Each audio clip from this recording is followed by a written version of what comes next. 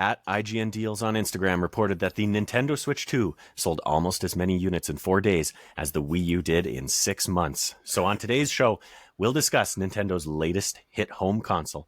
How does it stack up against the fan favorite Wii U and everything in between in our review so far of the Nintendo Switch 2. This is Grow Up Level Up Gamers Club. Oh, I have to click that. Well, I thought it would auto go. You nailed it so well, dude. Well, Samson, a little slow on the intro button there, but welcome to the show, everyone. If you didn't already know, this is Grow Up Level Up Gamers Club, the weekly podcast where we dive into all the latest games, previews, news, and reviews that you should spend your 5 to 9 after your 9 to 5 with. I'm your host for today, Jordan, of course, at SirDrJM, and joining me as always is your usual host, Samson. Samson, how are you doing today? I'm doing well. Weather has been great here on the West Coast in Vancouver. Not too hot today. We got a little colder day, so I've just been spending every 5 to 9 outside, which is kind of my Nintendo Switch time, but we'll talk about that. We'll get into that. Very nice, very nice. It's weather's been all up and down here in Edmonton, but mostly we're in hockey season as the Edmonton Oilers are facing off against the Florida Panthers. So stressful times as we speak. The Florida Panthers just tied game 4-4, and we're going into overtime. Now, with all of that said, this is not a hockey podcast. This is a video game podcast. And of course, we are joined by a very special guest today. We have another kind of funny best friend, Kozibear, joining us. Kozibear, why don't you tell everyone who you are and how you're doing tonight? Well, I'll start by telling you how I'm doing tonight. I am, unfortunately, a little bit on the tired side, and unexpectedly tired because the rest of the family left for the cottage this weekend. And normally it's like, oh, hell yeah, home to yourself, home alone. This is going to be great.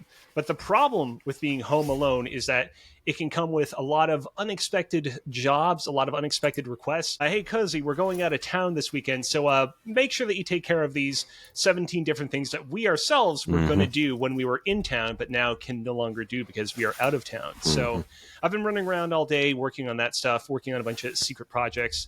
Of course, nobody would give a shit about that if they didn't know who I am. So let me tell you about who I am. I am one of the co-hosts of the Respawn Empire podcast. In the past, myself and Samson did a couple of fun little podcasts together as part of that network.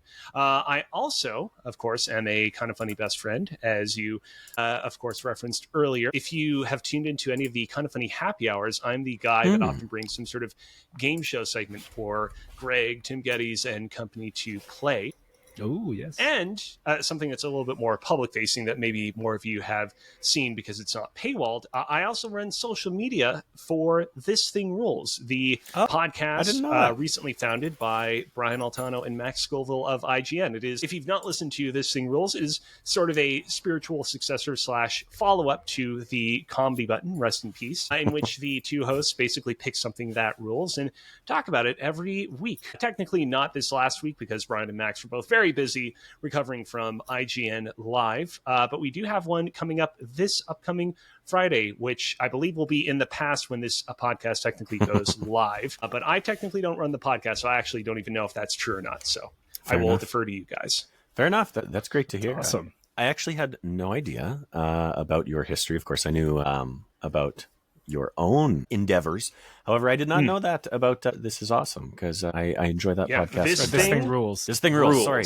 Yes. This thing rules. That's what I meant. Now everyone's going to be like, fake fan out here. But I promise, I listened to the episode about skeletons. They did an episode back during the holiday season. They often do holiday ones. I think skeleton one was around Halloween. But yeah, they had a great episode about sort of holiday movies and films and traditions and things like that. So yeah, that's awesome. There you go. Yeah. Kozibear's been around the block. No kidding. The game. No kidding. I have.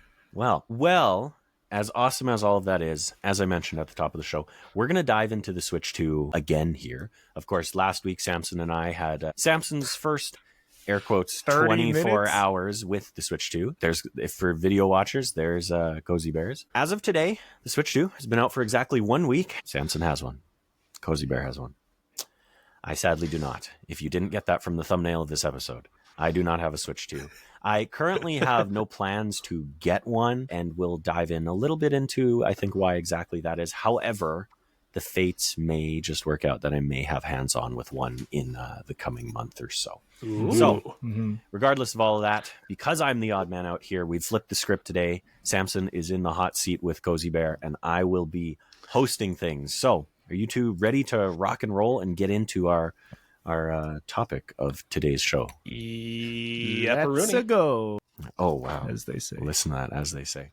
All right, well, Kozibear, you're the guest here. So let's kick things off with you telling us about your Switch 1 usage. You know, how often did you use it? How familiar with the console were you? And what games did you enjoy playing?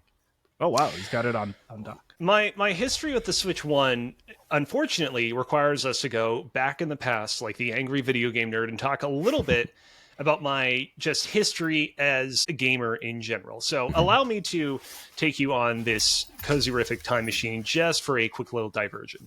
So, born in the mid-90s, my first video games were a lot of PC games. Putt Putt Saves the Zoo, Pajama Sam, and the something about darkness. I forget the exact name. Lots of adventure games on the PC for babby boys like me. Right on. Eventually, I'm like, I want a video game console. I want some of those swanky video games that you can play on your TV screen. The parents are like, well, we don't really feel like getting you something brand new. So instead, let's ask your cousin Jordan if he can lend you any stuff secondhand. Whoa. My cousin Jordan is like, did I say a trigger word? Did I activate the Winter Soldier? Those Jordans always coming through. My name's Jordan. There we go. Thank you, Jordan. Jordan right here was so generous to lend me his Super Nintendo back in the day with a cavalcade of fantastic Super Nintendo games. Super Mario World, the entire Donkey Kong Country trilogy, one of the Power Ranger games, and a good Power Ranger game at that. Not a shitty licensed game, a pretty good one. And just a whole bunch of other great stuff. Ooh, look at that little thing. Little thing. Video watchers, definitely tune in for that part.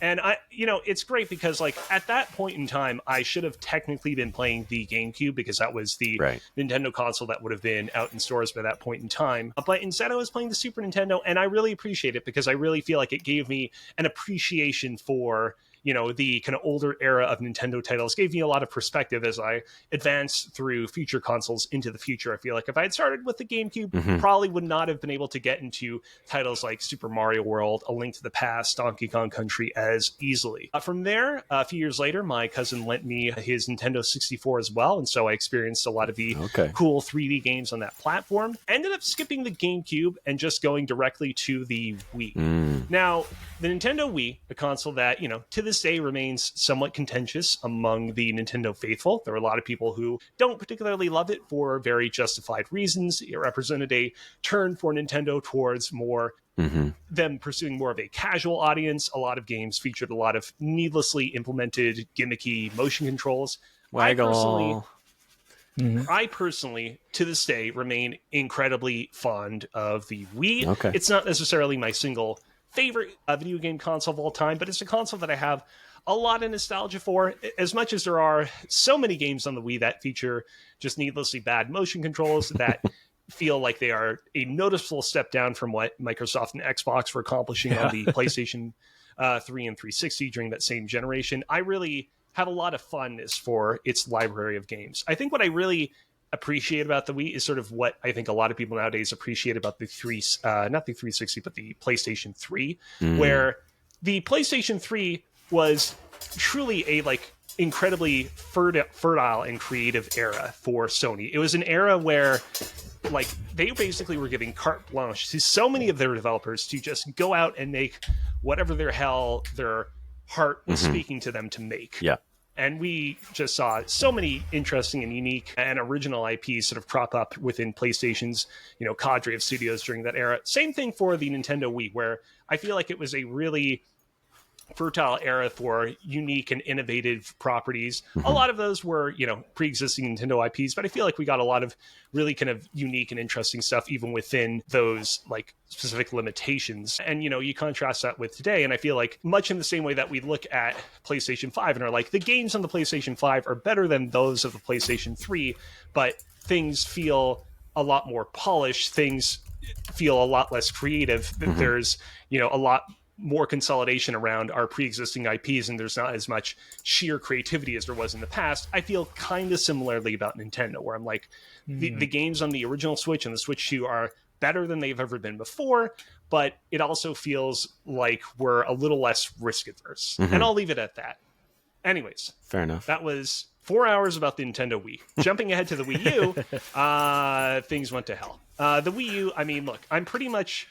The original Switch. There it is. Jordan never throws anything Beautiful. away. Absolutely beautiful. I will never dispose of a console. Here's one of 2 Pro nowadays. controllers I have. With the Wow, so white that it I was gonna say, glows showed up. on the screen. ring light really doesn't want to let you see that, but there it is. I have a black one too.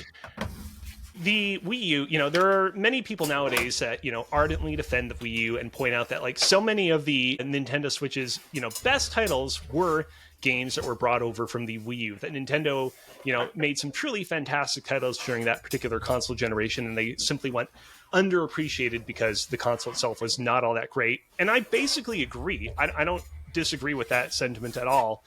But the chips were really down during that particular era. My Nintendo fandom really quieted down. Concurrently to that, I also really got into the PlayStation ecosystem during that time. Right. I played a lot of really character-rich, story-rich titles like Uncharted, Infamous, the Persona series. I really started to come to love these franchises that you couldn't really find on Nintendo consoles, that Nintendo was just not in the habit of making themselves.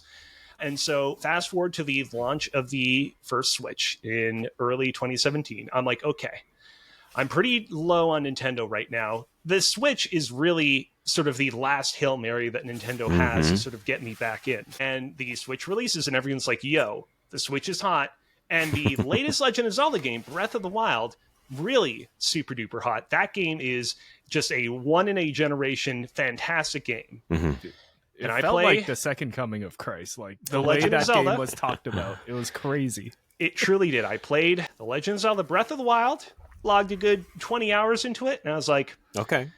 I'm not really feeling it. Not for you. And I walked away from it. And it was really this thing where it's like, I was pinning all my hopes and expectations that the Nintendo would renew my interest in me being a fan of them in the Switch, and sort of the ultimate representation of that was Breath of the Wild. And so when Breath of the Wild didn't do it for me, I'm like, is there anything on this console that's going to, turn things around for me? I don't think so. And so there was a good 4 or 5 year period there where I basically played almost nothing on the original Switch. Occasionally, every now and then, there would be a fun Picross game that I would go in and buy that I had a lot of fun with. Those Picross games, lovely franchise. I will play a Picross game any day of the week. I'm a huge avid Pokemon fan. And so even though it's not the best mainline Pokemon game, I did go and log quite a few hours into Pokemon Sword and Shield. Had a lot of fun with that. Nice. But it wasn't until quite late into the Switch's life cycle that I finally kind of reintroduced myself to the console and kind of got really into it. In 2023 was actually when I joined Respawning Fire kind of full time. On our podcast, Respawning Fire, we have what we call BARF, our backlog accomplishment with Respawn and Friends, which is our monthly video game book club. And I really like a monthly video game book club because it gives me an opportunity it forces me to go and play games that I've always been interested in, but otherwise would have lacked the motivation to actually go through it playing. And so it actually kind of got me over the hump that was my kind of lingering disappointment with the Switch at the onset of its launch, and got me playing a whole lot of Switch games quite late into the console's life cycle. I played Pikmin 4, Bayonetta 1 and 2, Super Mario Odyssey, which, yes, I skipped over back in 2017. That's how distraught of a fan I was. Katana Zero, and bringing things back full loop, I actually replayed The Legend of Zelda Breath of the Wild, and I really loved it second time around with my expectations in check. It is now probably my favorite Switch game after all is said and done. Right on. And so, going into the Switch 2, it was this sort of interesting thing of in the end, when I look back on the original Switch, I will respect and love it as a console that had a lot of fantastic games. It definitely will not rank highly among, my personal favorite video game consoles of all time because of how I experienced it. But I was sort of excited to, see where Nintendo went with the Nintendo Switch 2. I was excited to see them to continue the learnings that they had taken with the original Switch and deliver something. I know I complained a little bit earlier about them being a little bit more risk adverse in this current era, but I was very much I'm excited to see them again, continue to build off of what they did during the Switch 1 era and deliver something that, further solidifies the ways in which they are already great, the ways in which they have, done a, fantastic job of appeasing Nintendo fans in their current era. I realize I'm going a little bit too deep into Switch 2 territory, but I'll put an end cap on it there for now, just to sort of set the scene for where I was at heading into the Switch 2. No, that's awesome. That's an extensive history of your time with Nintendo, but that's exactly what we're here for. I really appreciate as well what you're saying about the sort of risk aversion that we see a lot in the games industry right now. And I mean, it's obviously a symptom of the times with everything costing everyone more, and the way, AAA games have just ballooned in budget and everything. And it's interesting because to me, you really hit the nail on the head with that PS3 generation, 360 kind of Wii, time when you were really, really developing and getting into games in a hardcore way. Because that's, as an early 90s child born in 92, that's my story as well. That's why I have the old PS3 fat underneath Luffy's hat right there behind me. The original 60 gig with backwards compatibility and everything. Unfortunately, it won't stay powered on for longer than 3 minutes now, but that's another issue. But I do have, in fact, 2 other PS3s because I'm insane like that. Regardless, this is about Nintendo. So, Samson, a lot of PS3 talk. Yeah, that's right. That's right. Did you have any thoughts on Kozi's history with the Nintendo products? No, I think the point that stuck out, you kind of already touched on it, is that risk adverse. That point. Once you said that, I started thinking, there was a whimsy about games back in that era, that PS3 Wii era, where it was like Zack and Wiki's adventure, you're waggling sticks. Was that dragon game on PS3 that uses the 6-axis? Lair. Yeah, there was that. And then the shape-shifting game, that girl on 360, Camino or something. Oh, yeah. Launch title. Cameo. Yes. Yeah. Yeah, there was just like, and I'm sure these games still exist, but because games have gotten so big, the industry has gotten so big since then, the ones that get pushed out are like the Call of Duties and the Marios, the 3D platforming Marios. It's become, I don't know if consolidated is the right word, but you can just look at the Switch controller. It looks like every other controller out there now. There's the Pro controller. Where's my GameCube Joy-Cons, man? Like, give us some of those. But totally. that was really cool learning about your history with Nintendo and video games in general, Kozi. So thanks for sharing that. Yeah, you're welcome. So I mean, setting the stage then, let's wipe our minds a week here. What were you excited for with Switch 2? What were you really looking to find when you picked up your Switch 2? We've touched on the kind of divide of then versus now.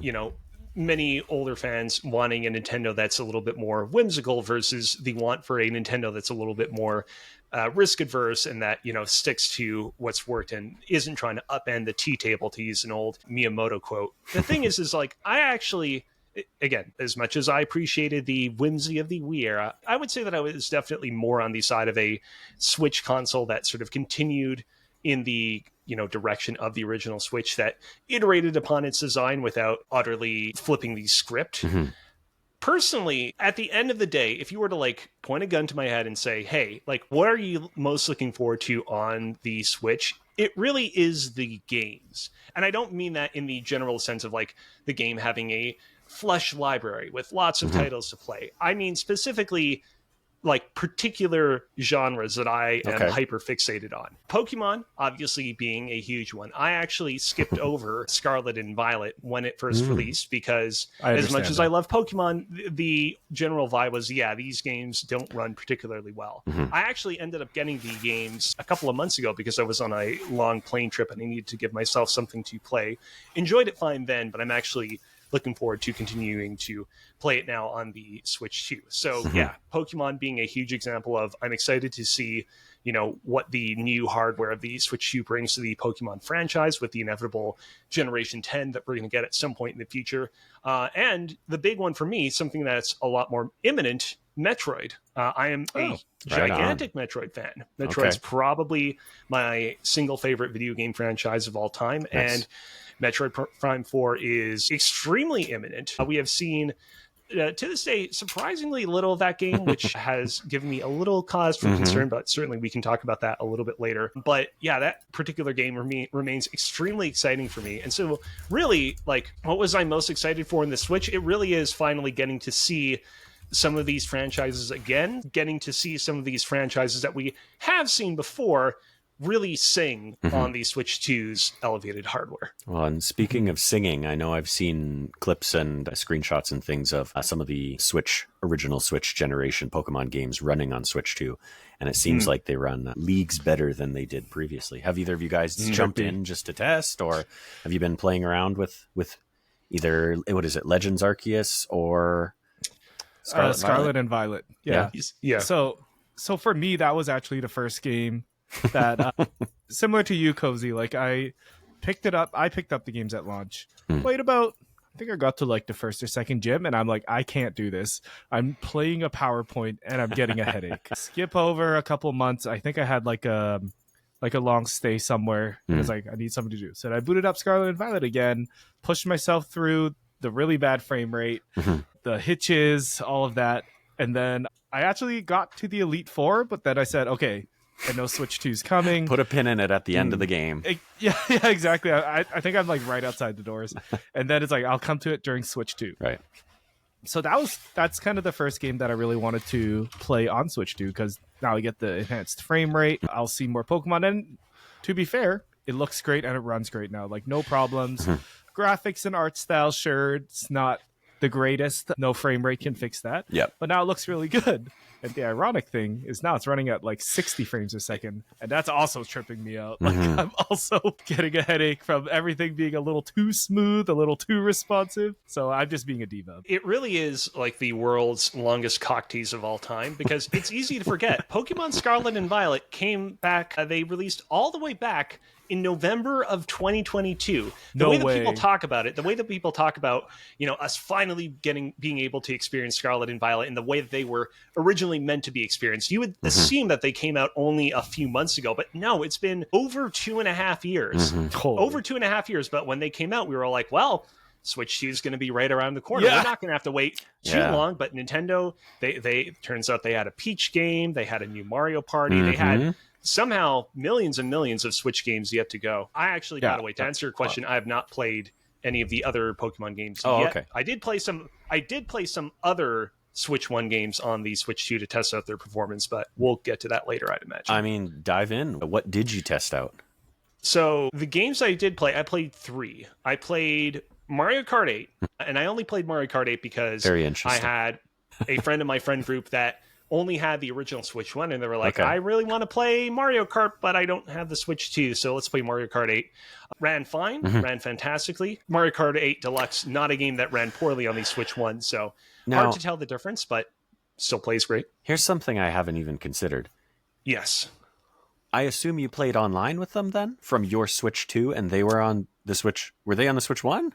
Yeah, they were on a Switch 1. Okay. I never thought, hey, will that work? Because I guess I never thought of it, because anyone who picked up a Switch 2, I can assume picked up Mario Kart World. Why would they be playing 8? But very interesting. I haven't heard that, but yeah. Well, it played totally fine. No real performance issues. But like you say, beautiful game on the original Switch anyways. So second game I played was, of course, Metroid Dread. The original version of Metroid Dread on the original Switch was a game that I enjoyed very much on the Switch when it came out back in 2021, I want to say. Played totally fine on the Nintendo Switch 2. Again, this is a game that certainly did not play or look poorly on the original Switch 1. Yeah. The one thing I will say, performance-wise, Metroid Dread runs great. All the FPSs. Thing that isn't so hot is you can tell in a lot of the cutscenes in Dread, whenever you go into a close-up of Samus in the environment around here, that Metroid Dread, a game not built on hardware that could show 4K visuals. Yes. And so that is one of those things where Metroid Dread, one of the games at the launch of the Switch 2 that has not received a Switch 2 patch / upgrade / whatever it is that you want to call it. I hope that they get something like that at some point in the future, because I don't need a complete overhaul. I don't necessarily need a new DLC episode as much as I would love that. Just something that gives me the option to give its visuals the boost that they really deserve. Would be great. Right on. And the third game that I played was Mario and Luigi Brothership. Oh, okay. This is a game that came out back in November of last year, and I logged about 5 hours into it, and I was like, I really love the Mario and Luigi series. I've been loving the series since the original Game Boy Advance, and this game simply does not run well. And so I basically did with this game what you did, Samson, with Pokemon Scarlet and Violet, where I'm like, I'm just going to put this down and I'm going to wait for the Switch 2. And I discovered during the launch weekend of the Switch 2 that even I am not immune to, what's it called? The placebo effect, where I literally went and I actually recorded side-by-side videos of Mario and Luigi Brothership on the original Switch versus on the Switch 2, because I'm like, it feels like it's running a little bit faster. It feels like the performance is boosted here. And then I compared side by side and I'm like, it is slightly better, but it's not that much better. On the original Switch, it took 4 seconds to load into an enemy encounter. And on the Switch 2, it takes about 3 seconds. Okay. So that is 100% a game. I will get back to Brothership, but that is a game that I will only get back to when they do a Switch 2 upgrade. Right. Very, very interesting. Yeah. Especially with being one of those games that kind of released on the cusp of the Switch 2 announcement and obviously release and everything. You would hope that maybe they had built it in tandem with a Switch 2 version or update or something to that extent. But of course, knowing Nintendo, we have no way of really knowing how long they may have been sitting on that game, right? You know, I look at a game like Princess Peach Showtime as well, which, you know, I think in terms of that game, people weren't too impressed with it. I did play it. I did play it with my daughter, which I think enhanced the experience for me. I played it as well. I played it early last year because that's when it released early last year. Good game. I think that gets a little tired as it goes on. The early levels of that game, I think, are bursting with a lot of new ideas, and I feel like the game isn't able to kind of pull as many cool and new ideas out of its hat at the same pace that you would hope coming off of those early hours, but still solid overall. Yeah, that's definitely how I felt about that one too. But just, you know, kind of interesting, the sort of scattershot approach that it feels like Nintendo has with releasing updates for these games. And who knows what it's based on, right? You can assume maybe there's a performance metric behind it. Hey, this game sold X amount, so we're going to release an update. But if by that logic, then Animal Crossing would have been the first one to get an update, because we all know that sold gangbusters, and I don't think there are any plans for an Animal Crossing update. But regardless, we're talking about, you know, updates and new features here. The Oilers just won. Let's go. That's right. Yeah. Canada. That's right. Anyways, that's awesome. We needed a win in Florida, so now they come home. Anyways, I was just going to say, speaking of new features and new updates and everything, let's get back to sort of focusing on the console itself. The Switch 2, chock full of improvements and new features, I hope. So what are some of the new features that you guys have found that are enhancing the Switch 2 versus the Switch 1? Samson, do you want to jump in there? I mean, one of the things that turned me off from the Switch so much was I sold my original Switch and I picked up a Switch OLED. And I happened to get the one Switch OLED that had the little Joy-Con right out of the box, a little wiggly. Oh, no. And I, as much as I loved the OLED, like the screen is the best. Performance, it is what it is. I put a lot of hours into it, but I could not shake that little rocking feeling off, like as I'm playing games. When you play handheld, sure, you're sitting for a bit, but you always adjust yourself a little bit or change your position on the bed or whatever. And it just wiggled every time. It's like a little itch that never went away. So my favorite thing, and I knew this was going to happen because of the new design and everything, is the magnets now snap directly into the Switch and they don't move. They are solid. So when the Joy-Cons are on, it feels like one solid device. It doesn't wiggle. I mean, there's a little bit of give, but that's if I'm really like flexing it. I would say the biggest feature is like the build quality of this. If I can just say really quickly to jump off of the magnet discussion, not only do I love the magnets, but the button to unhinge the Joy-Con and sever the magnetic connection. So satisfying. So satisfying. It's a fidget toy on its own. If someone comes out with a fidget toy like this, like, let me know. I was going to say, as a very tactile person, I mean, I'm sure you guys have noticed playing, we're recording here, I'm constantly playing with Kratos' axe here, little keychain I got for pre-ordering the game or whatever. But I'm constantly fidgeting with little toys and things like that. And that, I watch you guys push that button and make that snap, and it's visceral. I want to feel that. I want to experience it. So I can't wait. That feature is worth the entry price point. Okay. It's so good. Awesome. But yeah, it just feels like, and I made this point before, but it feels like a grown-up version of the Switch. As I was reflecting on my thoughts on this episode, I think about how, like, when the Switch came out, Nintendo was kind of in its toy phase. Everyone calls the Wii U a toy. And I remember, like, one of the first things I brought my Switch to back in 2017, I brought it to a wedding, and that wedding had a lot of kids in it. During the reception, I'm like, I don't want to socialize with these adults. Without the Switch, it was brand new at the time, and then I got like a group of like 8 kids taking turns on 4-player Mario Kart on that little screen. So cool. And it's been so long; those kids are now graduated high school. Wild. So it's like, and the Switch Switch 2, I guess, aged up with them. Like I was an adult the whole time, so not much has changed for me. But the Switch does feel like it is now like I wouldn't say it's like an iPhone or an iPad, but you can put it in the same category as one, I'd say. Sure. How about you, Kozi? Any new and fresh ideas that the Switch 2 brings to the table that you're really into? Yeah, I mean, I pretty much echo everything that Samson has said. I will say, I played a lot of Nintendo Switch Welcome Tour, which is a game that I'm certain Oh boy, we gotta get your thoughts on that. Before we get into my deep thoughts on Welcome Tour, I will say that particular package, that particular product, uses the Nintendo Switch 2 mouse functionality a lot. And I gotta say, I'm 100% a believer. I think that the Nintendo Switch 2 mouse, very impressive stuff. Very impressive stuff. I'm looking forward to using it more in the future. I'm definitely interested in seeing what it brings to Metroid Prime 4 when that releases later this year, because we know for a fact that that game will use the Nintendo Switch 2 mouse. Other thing that I really love about it, and this is technically not, I mean, it is and is not a upgrade for the Nintendo Switch 2. In the lead up to Nintendo Switch 2, Nintendo put out a little app called the Nintendo Switch 2 app.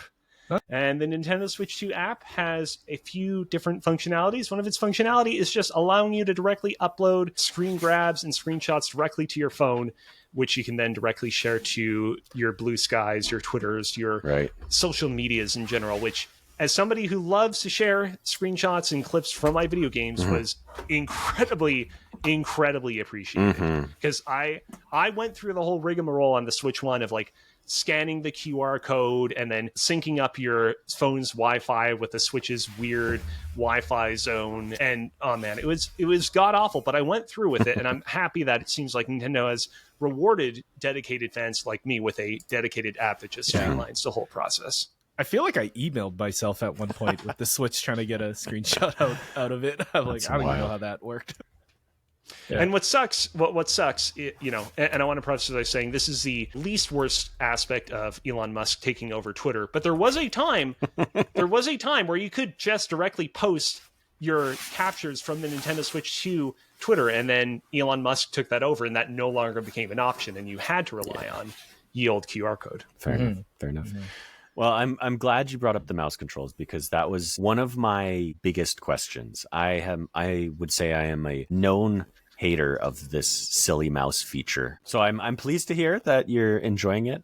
I am very curious to see how other games take advantage of it, especially, you know, beyond first party. Of course, if we look at gaming history, I think for this first little while, this launch window, and, you know, maybe a couple years, we'll probably see a few third-party games that have some feature where you use it, and then I imagine it'll kind of fall to the wayside, as so many features do, you know, 6-axis in the PS3 and a lot of other motion controls. But I'm hopeful that it is a viable way to play. One of the things I heard today, I think, was that you can use it on Civ 7, which it makes a lot of sense, because a very traditionally mouse and keyboard kind of style game. So I do appreciate that. But curious how well it runs as well, because that's also a very resource demanding game. So if the Switch can handle that, I'd be very impressed. Yeah, fair enough. Now, I do actually have a question for both of you guys that I haven't heard talked about in too many places. Docked or handheld mode?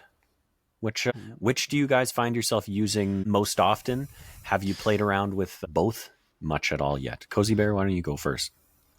I've actually mostly played the game in docked mode. Okay. I have a TV that can take advantage of the Switch 2's visual accoutrements, your 4Ks, your HDRs, and such. And so I've been taking advantage of that. Right. Literally, no joke, the only times that I've used the Switch 2 in handheld mode so far are to play a couple of mini games in Welcome Tour that specifically required me to play in handheld mode. They're like, get off your couch and go pick this thing up. Yeah.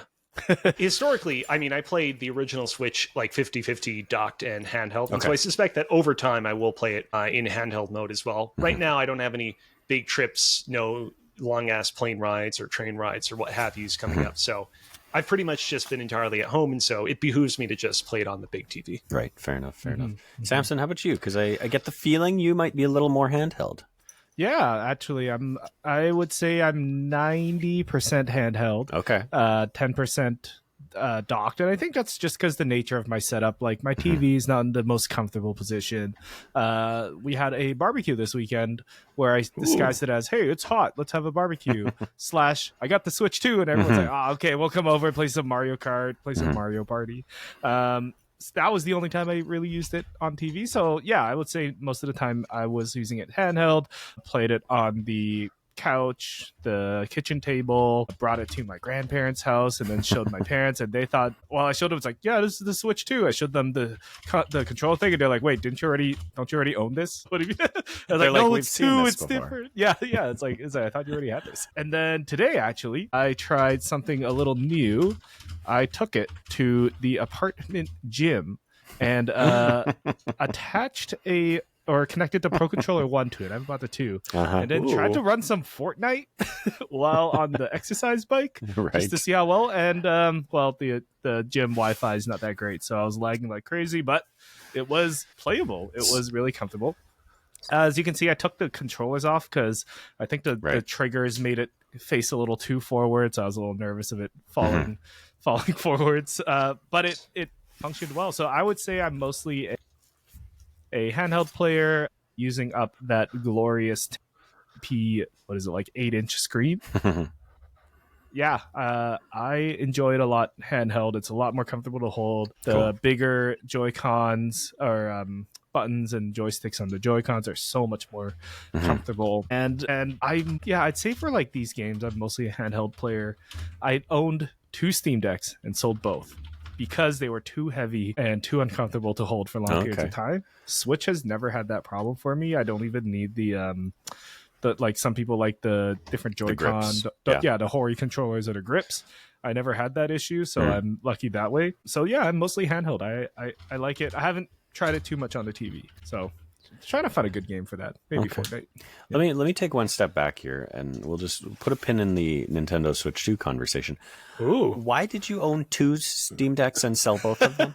I mean, I know why you sold them, but why did you buy one, sell it, and then buy another and sell it? Well, I bought one and then I sold it because I'm like, I'm not even playing this. I play most of my PC games on the computer. Okay.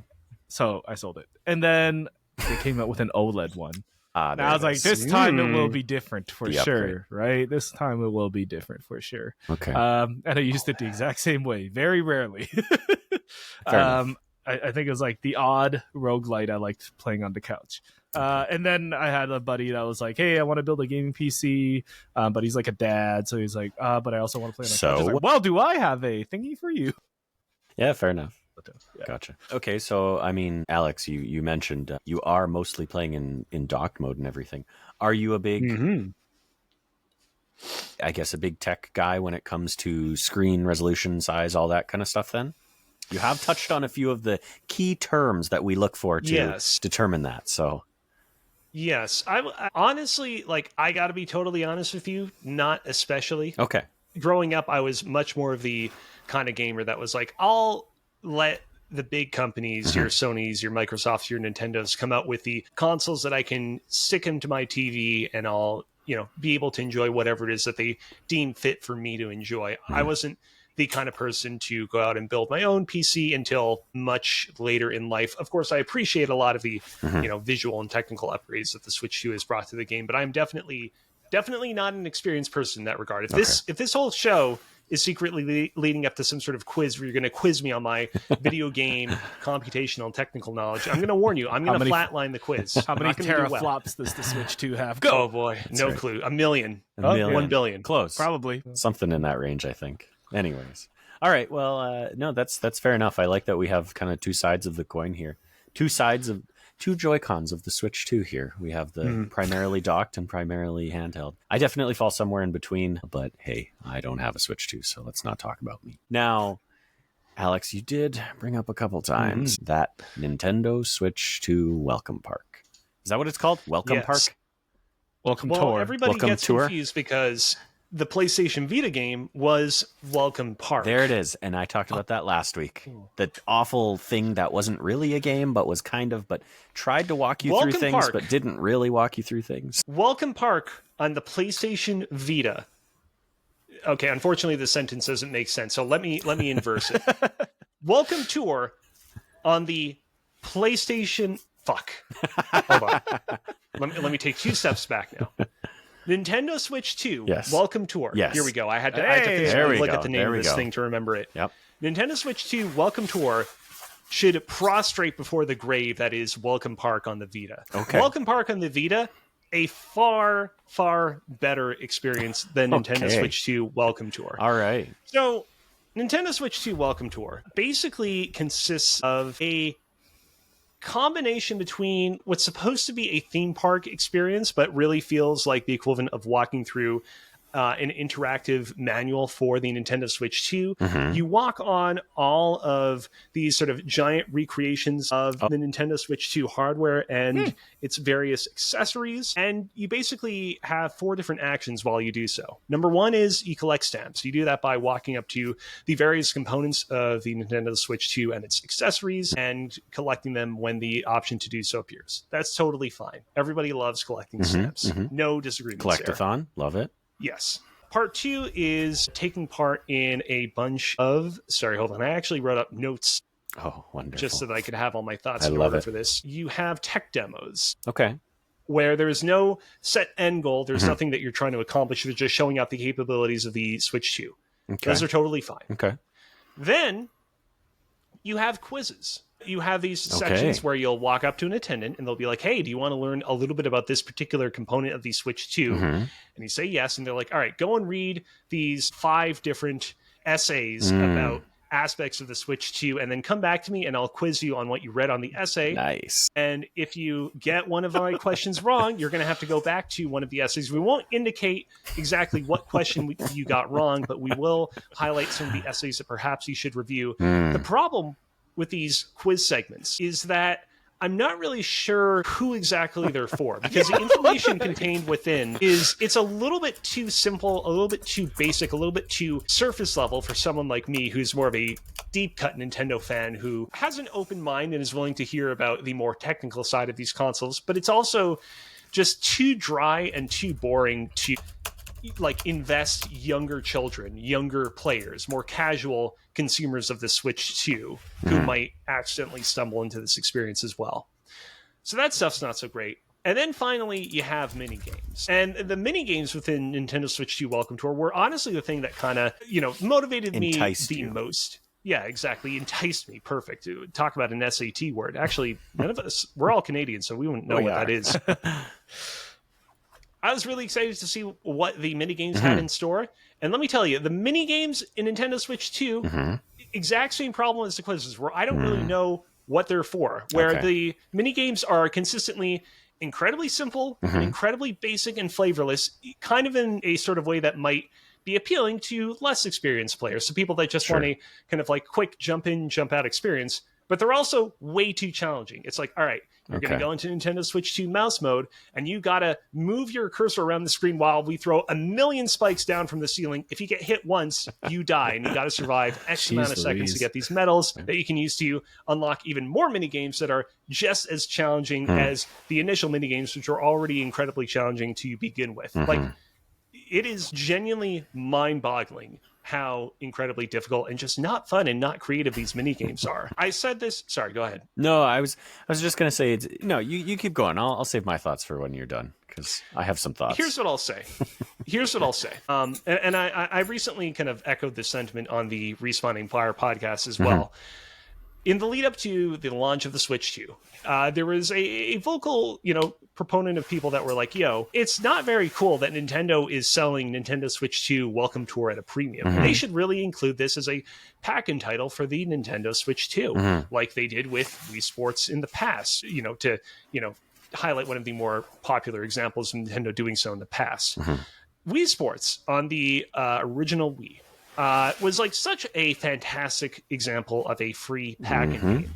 Because whether you were a more hardcore and experienced gamer or more of a casual gamer, Wii Sports was such a kind of like fantastic kind of entryway into the Wii.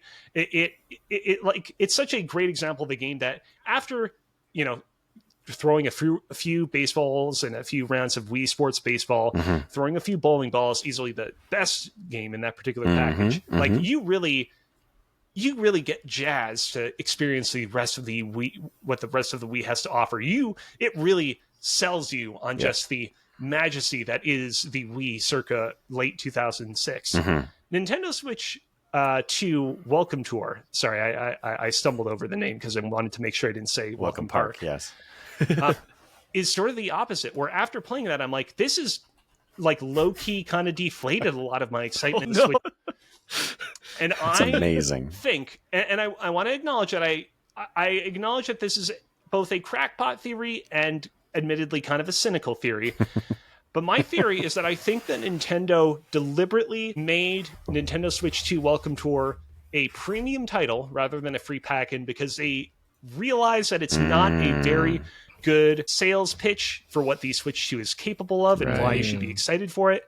And so they deliberately paywalled it so as to discourage and limit the amount of people that are going to pick it up and be disappointed by it. That is wild because, yeah, I mean, the assumption was very much, like you say, akin to Wii Sports.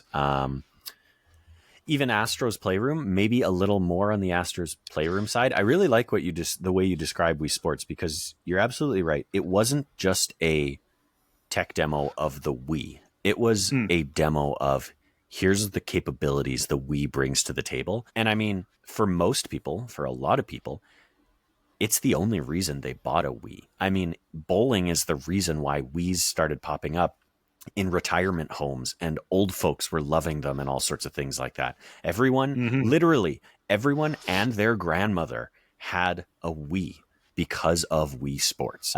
There's no Mario game that's getting your 80, 90-year-old grandma to pick up a Wii. There's no, she's not playing Smash Bros. She's not playing Mario Kart. But really the promise of what Wii Sports brought to the table really got people in. And yeah, I mean, you say it's crackpot, but maybe it truly was a late game decision to say this is more of a digital manual than anything. And to me, I almost wonder why wouldn't they have just included it, but low-key not really advertised it? Why didn't they just kind of slip it in there? You would turn on your Switch 2 and it's sitting there. Or just put it for free on the Nintendo Switch shop. But you wouldn't know that you can download it for free unless you go to the shop. Yeah, totally. It's all about advertising. I do wonder if, maybe if they had just put it on the shop and the description was literally, welcome tour? Not park, tour. The description could literally be, welcome tour is a digital manual for your Switch 2. And, blah, blah, blah, blah, blah. Try it now to see all the inner workings of your Switch 2. Something like that, something completely bland and boring, but people would at least jump into and be like, this is kind of neat. And it would have totally changed the conversation around this silly game from being a $10 game where people are expecting something more like an Astro's Playroom, the pack-in with the PS5, and kind of winding up being disappointed. Samson, I know you're trying to jump in there. Go ahead. I was just going to say, it sounds like a piece of software rather than a game. So why not position it like that? Say it's like a manual. It's an experience. So, it's this is a bit of a tangent, but stick with me on this. You guys familiar with OBS? Oh, yeah. Yep. Okay. So, pretty familiar with OBS myself. I had a former job that I was a part of where we were using OBS in some capacity. And I was far and away the person at my job who was most experienced with OBS. And I remember one day I was like, let me do a presentation which I can talk about OBS, and I can show to the rest of my team how to best use OBS, and I can impart a lot of my knowledge. Right on. And I made a mistake during that presentation, which was I went way more in depth than I needed to. I need to like obscure certain details about this particular situation, but like people only needed to know X, Y, and Z. And I was like, well, let me tell you about A, B, C, D, E, F, G, H, I, J, K, L, M, N, O, P, all the way to X, Y, and Z. And by the end of the presentation, like, you know, I did my best covering everything that I possibly could, but I could tell that everyone else is like, this is way too long, and we really didn't need to absorb all this particular information. Nintendo Switch 2 Welcome Tour weirdly feels like something that was birthed out of a similar sort of situation where I can imagine it being created by a bunch of people within Nintendo that are like, wow, we really did a fantastic job with the Switch 2. This is a admirable piece of hardware, an admirable step up from the Switch 2. There are so many things about this console that we're just so incredibly excited to talk about. Let's put it all into this particular game. And it's like, I can appreciate your enthusiasm, but like most of the stuff is pretty banal. You really didn't need to go out of your way to make a game that covers every single intricate detail about how the hardware within the left Joy-Con is different and distinct from the hardware in the right Joy-Con, which is actually stuff that they get into here. You could have just covered exactly. You could have just covered X, Y, and Z and made that X, Y, and Z the most fantastic X, Y, and Z of all time, and you would have arrived at a much better product. It also really strikes me because think about the IP that Nintendo has behind them, and we're talking about some of the most famous, most well-known, most popular IP in the world. And it sounds like, I mean, you didn't once mention Mario. You didn't once mention, I don't know, Luigi. It sounds like they had an opportunity to pull some of that in, and they could have made even those mini games. Hey, in this one, you're going to play as Mario dodging the spikes or whatever with the mouse, or maybe it's just Mario's freaking hat or his mustache or something. You know, anything to add some flavor to it, but it really sounds like it's kind of missing that at the most basic level. Is actually a Mario Bros. Tech demo in this game. I actually, hold on. Oh, no, wait, hold on. It says, damn it. I need to be running the Switch on a 4K compatible TV, unfortunately. So we can see Mario's pores. I see. So, but I'll just describe it real quick. Basically what it is it's like, hey, we want to show you how pretty incredibly vast the resolution of a 4K TV is compared to TVs of the 1980s. And so we've literally mapped World 1-1 from Super Mario Bros. On the NES pixel to pixel on a 4K TV. And so you're playing, it's like a super tiny Mario that you're seeing run across the screen. But it does a really cool effect where, like, obviously, like in traditional Super Mario Bros., you eventually are unable to run backwards after you've, you know, gone a certain degree right, but you still see every section of the level that you have filled up as you progress. That's pretty cool. Pretty clever. Well, but that particular tech demo was only one of a few things where I was like, wow, this is actually pretty worthwhile. Yeah, fair enough. Okay. Well, I mean, I'd like to kind of focus a little bit on some positives here. So, I mean, yes, I'll turn it around and say, what are you guys excited to see in the future here on the Switch 2? Software, features, anything. Samson, you want to jump in there with your cat? I mean, sure. I think for me, right now there's not that much new stuff other than Mario Kart World. So looking forward. Really excited to see what the next Pokemon generation is going to look like. Like, what is it? 2022 with Scarlet and Violet.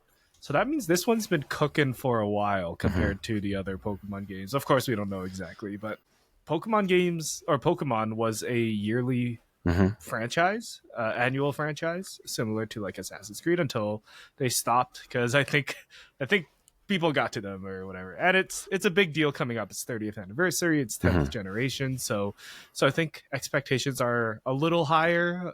Fervor is a little more fervorous for this one. So I would say, like, immediate future, that is the game that I'm the most curious about to see, like, not just how it looks, but what improvements they're going to do on that. And that could be coming as soon as next year, 2026. So really looking forward to that. And then I think just in terms of just general stuff, I really want to see more new releases from third parties coming to the Switch 2. That's one thing I found out was kind of lacking, like other than Cyberpunk. I Mhm. really thought more games would be ported right away. Most notably, Expedition 33. Right. I've been working my way through that, but I also don't want to be sitting at my computer desk where I just worked all day playing a video game. I want to take it with me to the TV or the bedroom or the couch and play there. So I was kind of surprised that game hasn't made its way to the Switch. I'm sure it'll be there eventually. There was a dev kits or something out there for a while. Nintendo kept this one pretty tight or close to the chest. So I want to see like more third-party games release day and date on the Switch. I think it can totally handle it. Cyberpunk looks great on it. I'm still tempted to grab that copy, even though I don't have time and my backlog's crazy. I still got to finish Expedition. But like Call of Duty, Black Ops 7, I think that'd be really cool to have on the Switch too, instead of the PlayStation 5 or whatever. What's another game coming up? Death Stranding 2? Like, well, I mean, they did yeah. One of the like deals that was made over the course of the whole lawsuit involving Activision, Blizzard, and Microsoft was that at some point in the future, we are supposed to receive some sort of Call of Duty, perhaps an exclusive Call of Duty experience on the Nintendo Switch 2, we presume. Technically, the Nintendo Switch 2 was not named in the lawsuit at the time, but we do know that something like that is expected in the future. Okay. So we'll see. I mean, they did make separate Call of Duties way back when. Tangent deep cut. I remember being on bad trips. Everyone had DSs that allegedly had games on them acquired in mysterious ways, but everybody was playing Call of Duty 4 with each other with the touchscreen. That was crazy. Right. So yeah, I think between those two, those are the ones that are top of mind. I just want to see more, third-party stuff released day and date for the Switch, because I think that would be my preferred platform next to Steam, depending on the game it is, of course. But like, it's the Switch 2 is definitely more powerful than a Steam Deck, or whenever Steam Deck 2 comes out. Yeah, games just look and run better on Switch 2 right now, so I want to see more third-party stuff come to it. So looking forward to that. Fair enough. Kozi, how about you? What are you looking forward to? I just want to say, real quick, following up on what Samson was saying about Call of Duty, according to videogamer.com, apparently Black Ops 7 is going to be skipping the Switch 2, but they did say that they are committed to bringing future COD titles to the Switch 2. Okay. So maybe this one's maybe too quick of a turnaround. Yeah, maybe 2026, 2027 we'll finally get something. I want to talk for a brief second. I know that it's technically not something to look forward to in the future because it's a game of the moment, but I have been having a lot of fun with Mario Kart World. Right on. Which somehow is a game that we have not talked about yet. We spent 3 hours conservatively talking about Welcome Tour and not Mario Kart World. Mario Kart World, a fantastic game. Also, not exactly what I was expecting out of it. Okay. I thought for sure Mario Kart World is going to be my replacement for Mario Kart 8. Mario Kart 8 is going to be not obsolete, but obsolete. Completely donezo. I'm not going to have to ever think about it again. And in fact, after spending a good weekend with Mario Kart World, I can definitely see myself playing both titles in tandem because I think that both are actually they really kind of excel in different spheres. I think Mario Kart 8 remains a fantastic kind of traditional Mario Kart experience. I think that Mario Kart World's open world and knockout tour, which is its new battle royale-esque mode in which you and an increasingly kind of shrinking cadre of players are all vying for the number one spot on a super long marathon race, are both really, really fun. Yeah. They offer very different gameplay experiences from Mario Kart 8, but they're really kind of fantastic in their own right. Looking towards the future, I mean, Nintendo is not known for being a developer that religiously supports its titles post-launch, but given what we saw with Mario Kart 8 Deluxe, with it receiving DLC years and years later, I fully expect that we will see Nintendo continue to tweak Mario Kart World going forward, not just with new DLCs, new areas added to the open world map, but also just quality of life improvements, fixes of that nature. And so I'm looking forward to seeing the ways in which they continue to grow that game over the year, because you know that they're not going to be releasing another mainline Mario Kart title anytime soon. We don't have that to worry about. Obviously, Metroid Prime 4 Beyond remains one of my big whales on the horizon. We've been waiting forever for that game, and it's finally almost upon us. I alluded to this earlier. I have not been incredibly jazzed with a lot of what we've seen from the trailers so far with Mario Kart. Not Mario Kart, Metroid Prime. Yeah. It kind of has a similar... How do you say when you like take like just the first letters of like a particular name and then you scrunch them together? Acronym. Oh, okay. I was going to say Metroid Prime and Mario Kart, kind of a similar acronym. That's probably why I got confused.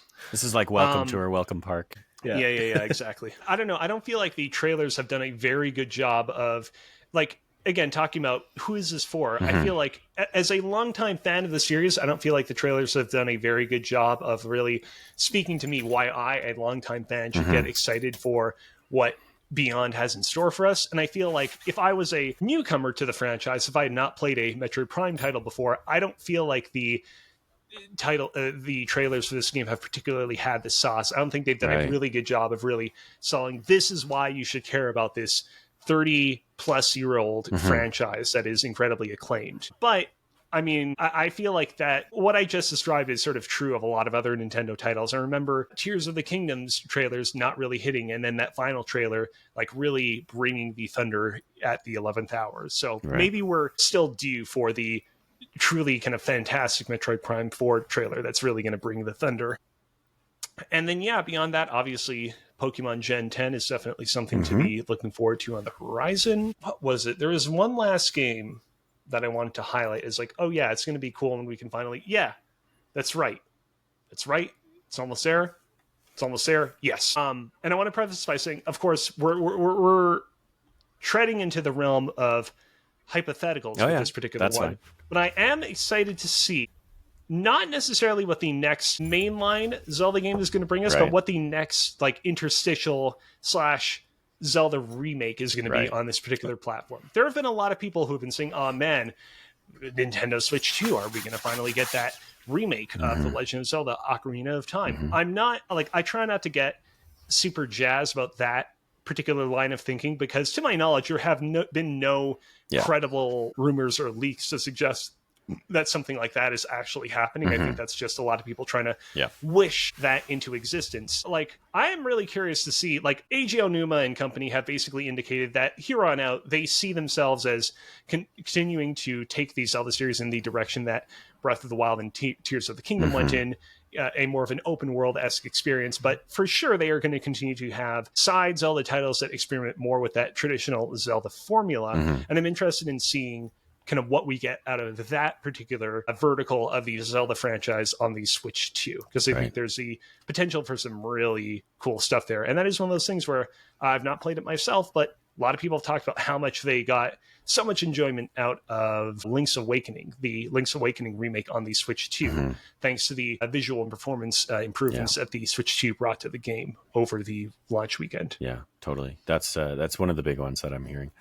Lots of people, that and Pokemon are kind of, lots of people are kind of hitting on the fact that, it didn't necessarily run the best on the original Switch, and there seems like a pretty major upgrade to play it on the Switch too. So that's good news. Now, as we close out, Kozi, I have one question for you that relates to everyone's favorite host, me.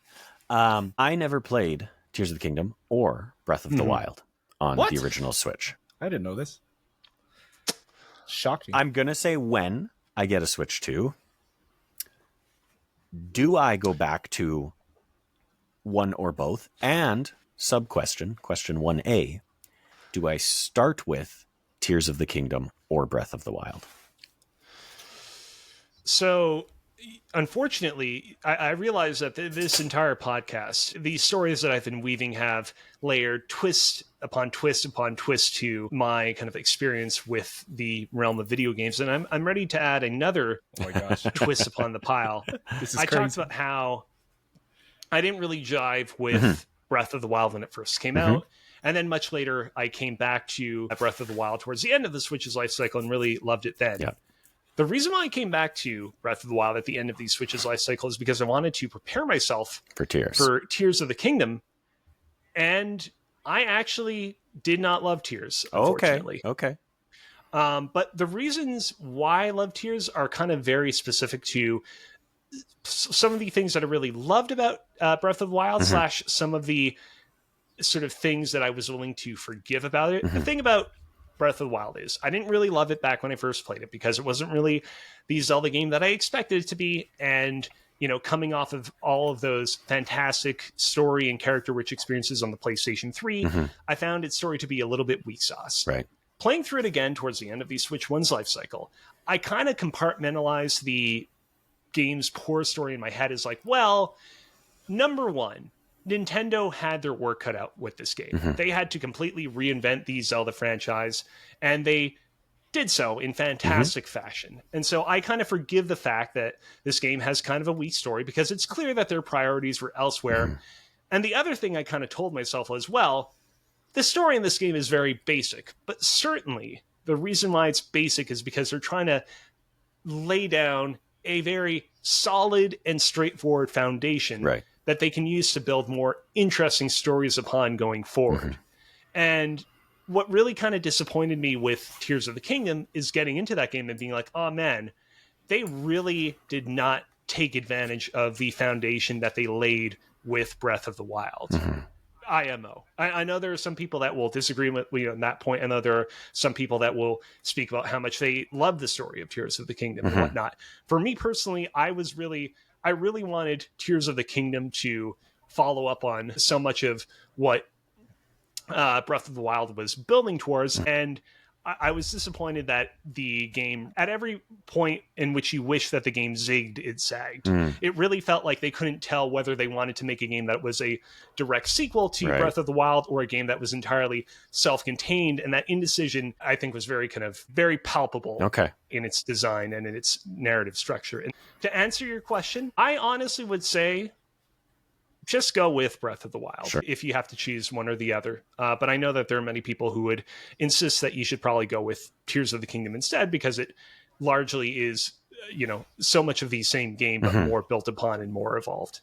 But I would go Breath of the Wild. Okay, fair enough. Samson, I mean, if this is news to you, what do you think? Which should I go for? I mean, I don't disagree. I think, Alex, you made some really great points that I never considered because I honestly never had to have this conversation. I think for me, I'm leaning towards Tears of the Kingdom with an asterisk. Okay. I didn't finish the game yet because by the time it came out, I was hitting 240 frames a second on my PC, playing Overwatch, And then on the Switch, I'm like, have to play 20 frames per second Tears of the Kingdom. It was so like the Scarlet and Violet, I put it on hold right before this podcast. Actually, I found my copy of Tears of the Kingdom.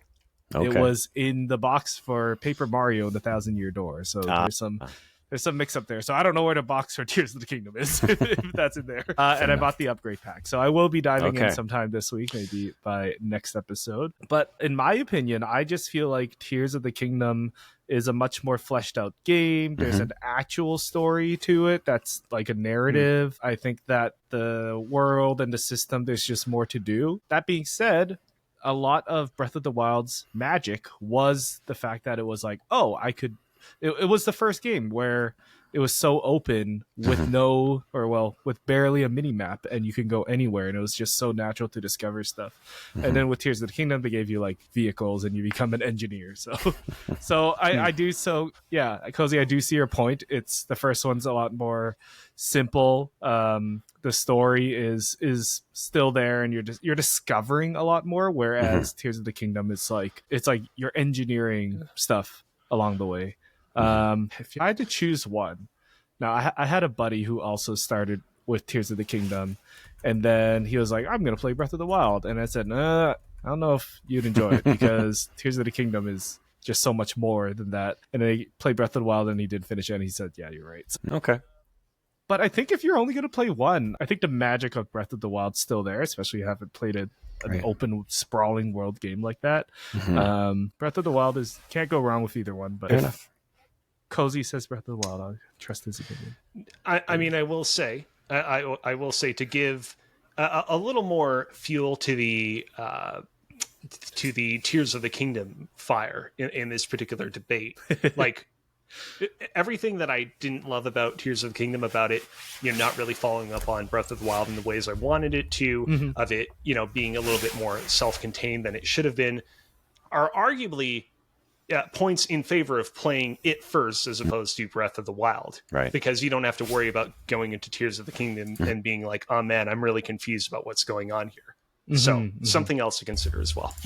Fair enough. I appreciate both of your opinions on that. It's a question I like to ask all of these Switch 2 gamers nowadays with the upgrades and everything. So anyways, I will get there eventually. I mean, we'll see if I pick up one, the other, both, or none. But with all of that said, I think that about brings us to the end of today's episode. So thank you for joining us, audience, for today's episode of Grow Up Level Up Gamers Club. I've been your host today, Jordan, at SirDrJM. You can find me on all socials at SirDrJM. That was my dog, Miley, if you heard her in the background. Big thanks to Alex Kozibear for joining us today. Kozi, where can people find you?